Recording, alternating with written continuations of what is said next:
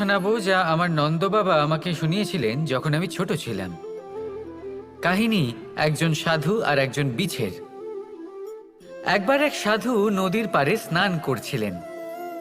উনি দেখলেন যে জলের প্রবাহে একটা বিছে ভেসে যাচ্ছে। তার প্রাণ বাঁচানোর জন্য উনি তাকে তুলে নদীর পাড়ে রাখার চেষ্টা করলেন, কিন্তু যেই সেই বিছেকে উনি হাতে তুললেন, সেই বিছে ওনাকে কামড়ে দিল। সাধু আবার চেষ্টা করলেন, সেই বিছেকে হাতে নেওয়াতে সে আবার তাকে কামড়ে দিল। আরও একবার চেষ্টা করাতে ওনার শিষ্য ওনাকে জিজ্ঞেস করল, এ আপনি কি করছেন গুরুদেব? এসব কি হচ্ছে? আপনি তারই প্রাণ বাঁচানোর চেষ্টা করছেন যে আপনাকে কামড়ে দিচ্ছে। গুরুদেব উত্তর দিলেন যে ও বিছে হয়েই নিজের কর্ম করছে, নিজের প্রবৃত্তি, নিজের ব্যবহার বদলাচ্ছে না। তাহলে আমি সাধু হয়ে তা কেন বদলাবো? এর তাৎপর্য হলো সরল, যে সংসারে কিছু মানুষ আছেন যারা হয়তো খারাপ, দুষ্ট প্রকৃতির, আর হয়তো তারা কখনোই বদলাবেন না, কখনোই কোনো পরিবর্তন আসবে না। কিন্তু তার মানে এই নয় যে আমরা আমাদের কর্ম করা ছেড়ে দিই, আমরা আমাদের প্রচেষ্টা ছেড়ে দেব। আগে না, আমাদের তো করতেই হবে, কারণ ইতিহাস সাক্ষী আছে যে এই চেষ্টা এই সংসারের ধারাকেও বদলে দিতে পারে। তাহলে আপনিও আসুন আর আমার সাথে ভালোবেসে বলুন, রাধা রাধা। কোনো এক সময়ের ঘটনা এটা। মা এবং বাবা হাটে গিয়েছিলেন। তখন আমি আর দাদা গিয়েছিলাম গরু চড়াতে। আমরা বাড়ি ফিরে এলাম, আর মা সেই সময় একটা কাজ করতেন। যখনই হাটে যেতেন, দরজা তালা বন্ধ করে যেতেন। উনি খুব ভালো করে জানতেন যে যদি ওনার এই মাখন চোর সঠিক সময় পৌঁছে যায়, তাহলে এক ফোঁটাও মাখন আর অবশিষ্ট থাকবে না। এবার ঘটনা কিছুটা এরকম হলো যে মা আর বাবা মাঝে মাঝে হাটে যেতেন, তাই মাঝে মাঝেই দরজা তালা বন্ধ করতে হতো। যখন মা আর বাবা ফিরে এলেন, তখন বাবা ভুলে গিয়েছিলেন যে এই চাবির গোছা থেকে ঠিক কোন চাবিটা দরজার তালা খোলার জন্য উপযোগী। উনি চেষ্টা করতে শুরু করে দিলেন। একটার পর একটা চাবি দিয়ে উনি চেষ্টা করতে থাকলেন, কিন্তু সেই দরজার তালা তো খুলতেই চাইছিল না। ওনার মাথা থেকে ঘাম পড়তে শুরু করলো। তখন মা বললেন যে তালা ভেঙে দেওয়া যাক। মা চলে গেলেন, আর বাবা বললেন, না না, দাঁড়াও, আর কিছু চাবি বাকি আছে, এটা হয়তো খুলতে পারবো। মা হাতুড়ি নিয়ে চলে এলেন সেই তালা ভাঙার জন্য, আর তখনই বাবা শেষ চাবিটা প্রয়োগ করলেন, আর দরজার তালা খুলে গেল। যদি উনি চেষ্টা না করতেন, তাহলে এই তালাটাও ভেঙে যেত আর চাবিটাও নষ্ট হয়ে যেত, ঠিক কিনা? এবার এই ঘটনাটা আমি দেখেছিলাম, আর আমার মনে হলো যে কখনো কখনো এই চাবির গোছার মধ্যে থেকে শেষ চাবিটাও কিন্তু জীবনের দরজা খুলে দিতে পারে। সেজন্য আপনি যদি জীবনে সাফল্য লাভ করতে চেষ্টা করেন, নিজের লক্ষ্যে পৌঁছতে চান, তাহলে হার মানবেন না। হয়তো দেখবেন আপনার পরবর্তী প্রচেষ্টা বা এই অন্তিম প্রচেষ্টা আপনাকে সাফল্যের পথে নিয়ে গেল। তাই নিরন্তর প্রচেষ্টা করতে থাকুন, জীবনে সাফল্য লাভ করুন, আর আমার সাথে ভালোবেসে বলুন, রাধা রাধা। বাবার এক মিত্র ছিলেন, বড়ই দুঃখী ছিলেন, বিপদে পড়েছিলেন। কি করবেন? ব্যবসা ভালোভাবে চলছিল না, বাড়িতে শান্তি ছিল না, সমস্ত জায়গায় ক্ষতি হচ্ছিল। তাই উনি একজন জ্যোতিষীকে দেখালেন। জ্যোতিষী বললেন, আপনার যে বাড়ি আছে সেটা আপনার জন্য অশুভ, আপনার এই বাড়ি পাল্টে ফেলুন। উনি বাড়ি পাল্টে ফেললেন, তবুও ওনার সমস্যার সমাধান হলো না। তারপর একজন জ্ঞানী ব্যক্তি ওনাকে বললেন যে আপনার জামা কাপড়ের যে রং, সেটা বিপদকে আমন্ত্রণ জানাচ্ছে, এই জামা কাপড়গুলিকে পাল্টে ফেলুন। উনি সেগুলো পাল্টে ফেললেন, তাও সমস্যার সমাধান হলো না। আবার একজন জ্ঞানী ব্যক্তি বললেন যে আপনার আশেপাশে যে মানুষজন রয়েছে, তারা এটা চায় না যে আপনি সফল হন, তারা আপনার ক্ষতি চায়, তাদের সাথে সমস্ত সম্পর্ক ভেঙে ফেলুন। তো উনি সম্পর্ক ভেঙে ফেললেন, কিন্তু তাতেও ওনার জীবনে কোনো পরিবর্তন এলো না। তার মানে তিনি বাড়ি পাল্টালেন, জামা কাপড় পাল্টালেন, সম্পর্ক পাল্টালেন, যেটা পাল্টালেন না তা হলো স্বভাব। এই যে স্বভাব, এটা অত্যন্ত গুরুত্বপূর্ণ। এই স্বভাবই আপনার ব্যক্তিত্ব তৈরি করে। তাই নিজের স্বভাব শুধরে ফেলুন, তাতে ভালো পরিবর্তন আনুন, সব কিছু ভালোই হবে। রাধা রাধা। বিগত দিনের কিছু কথা মনে পড়ে গেল।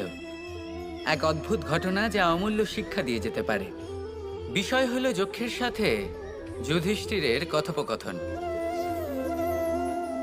একবার যক্ষ যুধিষ্ঠিরকে জিজ্ঞেস করলেন, ওনাকে বললেন যে আমার কিছু প্রশ্নের উত্তর যদি আপনি দিতে পারেন, তাহলে আমি আপনার বাকি ভ্রাতাগণকে আবার জীবিত করে তুলব। সেগুলোর মধ্যে খুব গুরুত্বপূর্ণ আর কঠিন একটা প্রশ্ন ছিল, এই সংসারে সব থেকে শ্রেষ্ঠ আশ্চর্য কোনটি? এই প্রশ্ন আমি আপনাকে জিজ্ঞেস করছি। এবার কেউ বলবেন স্বর্ণ দ্বারা নির্মিত লঙ্কা, এটি হলো সংসারের সব থেকে বড় আশ্চর্য। কেউ বলবেন বরফে ঢাকা সেই পর্বত যা আকাশ স্পর্শ করে। কেউ বলবেন সেই সমুদ্র যার গভীরতা মাপা অসম্ভব ব্যাপার। কেউ বলবেন সেই বায়ু যা আমরা দেখতে পাই না, কিন্তু তা আমাদের জীবন দান করে। সংসারের সব থেকে বড় আশ্চর্য কি, সেই প্রশ্নের উত্তর যুধিষ্ঠির দিয়েছিলেন, আর তা ছিল শ্রেষ্ঠ উত্তর এবং উচিত। উনি বলেছিলেন যে সংসারে প্রতিদিন কোনো ব্যক্তি জন্ম লাভ করেন আর কোনো ব্যক্তি মৃত্যুও লাভ করেন। এবার এই কথাটা সবাই জানেন, সবাই বোঝেন যে যখন জন্মেছি তখন কোনো একদিন আমিও অবশ্যই মৃত্যু লাভ করব। এবার যখন এই কথা প্রত্যেকটা মানুষ জানেন, তখন কেন প্রত্যেক মানুষ এই চিন্তায় থাকেন, এই নিয়ে কষ্ট পান, এই নিয়ে ব্যাকুল হয়ে থাকেন যে উনি একদিন মৃত্যু লাভ করবেন, তার থেকে দূরে পালাতে চেষ্টা করেন। বলেন যে আমি মৃত্যু লাভ করতে চাই না। কেন? যেখানে কোনো না কোনো দিন এটা অবশ্যই হবে। এ হলো ব্রহ্ম সত্য। এই যে ব্যাকুলতা, এই ভয়, এই যন্ত্রণা, এই চিন্তা তার মনকে বাঁচতেই দেয় না, এই জীবন অনুভবই করতে দেয় না। সেই জন্য এই চিন্তা, ব্যাকুলতা, ভয় এসবের কি লাভ? কোনো লাভ নেই। সেই জন্য যতক্ষণ জীবনযাপন করছেন প্রত্যেক মুহূর্ত যেন শ্রেষ্ঠ হয়, আনন্দময় হয়, প্রেমের দ্বারা পরিপূর্ণ হয়, সেই চেষ্টা করুন। চেষ্টা করুন যাতে আপনি যে কাজ করছেন তার দ্বারা যেন অন্যের মঙ্গল হয়। এই প্রচেষ্টাই আপনার জীবনকে প্রসন্নতা আর প্রেম দ্বারা ভরিয়ে তুলবে। এই মন সুপ্রসন্ন হয়ে বলবে রাধা রাধা। সমস্যা, কঠিন সময়, সংকট, বিপদ কার জীবনে নেই? প্রত্যেকের জীবনে আছে। কিন্তু আমাকে একটা কথা বলুন, যদি নৌকায় ঢেউকে ভয় পেতে শুরু করে, তাহলে সাগর পার করবে কে? কখনো কোনো ছোট্ট পিঁপড়েকে দেখেছেন যে আকারে হয়তো ছোট হতে পারে কিন্তু বড় শিক্ষা দিয়ে যায়? কিন্তু আমরা শিখি না। এবার দেখুন একটা পিঁপড়েকে যে ভোজনের খোঁজে বাইরে বের হয়, একটা ছোট্ট দানা তুলে নেয়। ছোট দানা তোলে কারণ তার থেকে বেশি সে তুলতেই পারবে না। সে দানা নিয়ে চলতে শুরু করে, কোনো দেওয়ালে উঠে পড়ে, আবার পড়েও যায়। সেই দানা দূরে কোথাও একটা পড়ে যায়, তা আবার খোঁজে, তুলে নেয়, আবার চলতে থাকে। পড়ে যায় আবার ওঠে, পড়ে যায় আবার ওঠে। সেই দানাটা রেখে দেয়, আবার বেরিয়ে পড়ে ভোজনের খোঁজে। পরিশ্রম করতে থাকে কিন্তু হার মানে না। এই শিক্ষাই তো আমাদের প্রাপ্ত করতে হবে। নিরন্তর পরিশ্রম আর নির্ভীক হয়ে কর্ম করে যেতে হবে। এটাই হলো সাফল্যের মাধ্যম, এটাই হলো জয়ের মন্ত্র। নির্বাচন নিজের পুনর্স্থাপনার। সর্বপ্রথম একটা বিশাল পর্বতে যায়, একান্তে নিজের এক বাসস্থান তৈরি করে, আর তারপরে পাথরের সাথে নিজের ঠোঁট বারবার আঘাত করতে করতে সেই ঠোঁট ভেঙে ফেলে। তারপরে সে অপেক্ষা করে সেই ঠোঁট পুনর্নির্মাণ হওয়ার। তারপর সেটাই করে নিজের পালকের সাথে। তারপরে নিজের ডানা থেকে এক এক করে ভারী পালকগুলো ছিঁড়ে ফেলে দেয়। আর তারপর 150 দিনের এই যন্ত্রণা সহ্য করার পরে ও ফিরে পায় নিজের ওড়বার অনন্য ক্ষমতা, সেই শক্তি। আর তারপরে ও জীবনের পরবর্তী 30 বছর বাঁচে। কি বুঝলেন আপনি? যদি ইচ্ছে শক্তি থাকে তাহলে একজন দুর্বলও শক্তিশালী হতে পারে। আপনিও এটাই করুন। নিজের অতীতের যন্ত্রণার বোঝাগুলিকে ত্যাগ করুন আর কল্পনার খোলা আকাশে উন্মুক্ত হয়ে উড়ে বেড়ান। নিজের পুনর্স্থাপনা করুন, তবেই সর্বশ্রেষ্ঠ হতে পারবেন।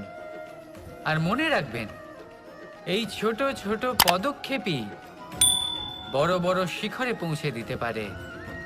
তাহলে আসুন আর আমার সাথে ভালোবেসে বলুন, রাধা রাধা।